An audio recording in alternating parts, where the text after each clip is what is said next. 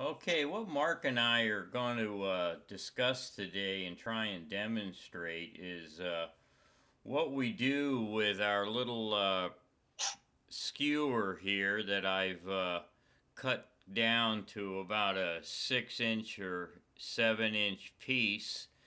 And I'm going to dip it into this shot glass, which is a mixture of alcohol and just tap water.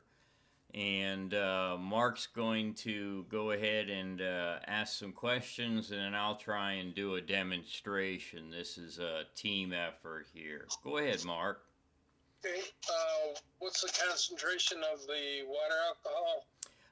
I have a 50-50 mix of alcohol and water in the shot glass. It's about an inch deep, and I dip the wooden skewer in there almost entirely into the bottom of the shot glass, so that gives me about an inch of water wetting on the wooden skewer, and that seems to provide the right size droplet. If I just dip it in on the tip, I don't collect enough water on the skewer.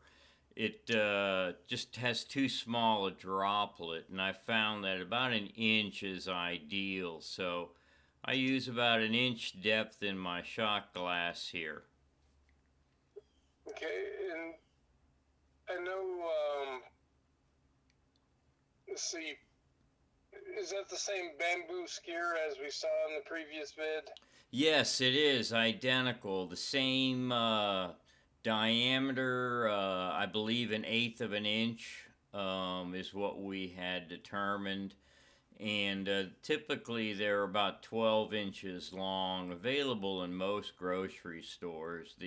The key is if you're going to use this as a tool for the paper circles and compressing the primer compound, eighth of an inch seems to be the ideal diameter.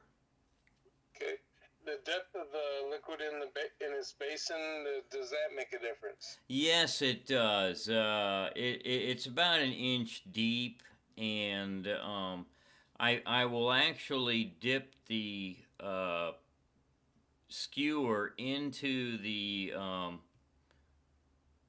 50-50 mix of alcohol, and you can see a droplet forming there, I think, on the end of the skewer. So, much less than an inch, the droplet is a little small, and I'll have to re-dip. So, about an inch is ideal. Okay, and what are you watching for when you touch the anvil? I'll show you. I actually have a few anvils lined up here that are ready to be wetted, and I think I have the camera zoomed in sufficiently. So I take my droplet, and what I look for is the primer will actually suck the droplet right up, and as soon as I see that droplet hit the primer, it'll be absorbed, and it turns the top of the primer a darker color, and then I know that I have actually put a droplet of water in there. You can see possibly there's white visible in these two that I haven't actually put a droplet in, and you can see here you can't see that white, it disappears into the background. So I'm going to do that again with these two, observing that the little white areas behind the primer anvil. I dip my skewer and collect my droplet. I drop it in there, and you can see it immediately turns dark. And I'll do that again. There we go. And I've got two more to show you over here. There, hopefully you can see that there's some white material. That's the paper circle that we installed prior to this. I take another droplet and boom, drop it right in there, and there's another one, and there we go.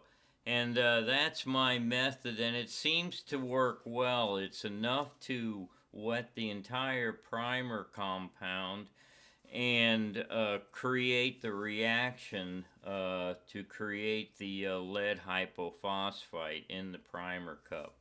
When I'm done now, these will go into my pie tin and they'll be set on a drying mat for about a day, and then they'll be ready to use. Mark? How many cups do you do at a time? You know, I find I have some disability in my back, so I do about 50 at a time, and I do them in groups of 10.